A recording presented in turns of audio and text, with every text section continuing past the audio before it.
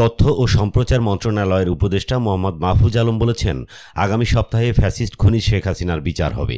আমরা একটা রায় পাব। যারা শহীদ হয়েছেন তাদের পরিবার একটা ব্যথার উপশম পাবে। তারা যে কষ্টের মধ্যে ছিলেন।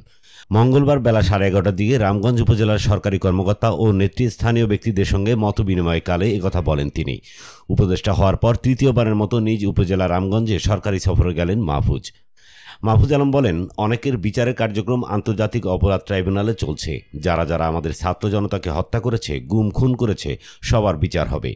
সংস্কার প্রসঙ্গে তিনি বলেন, অন্তর্বর্তী সরকার অনেক দূর অগ্রসর হয়েছে। জুলাই সনদে আমরা স্বাক্ষর করছি। এটা বাংলাদেশের জন্য অনেক প্রাপ্তি। বাংলাদেশ নতুন পর্বে রওনা হলো।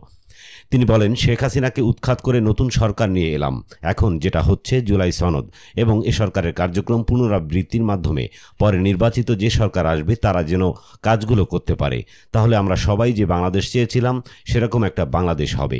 সবার মতামত ও ভারসাম্য থাকবে। বিচার এবং আইনের সুশাসন থাকবে। গুম খুন আর ফিরে আসবে না।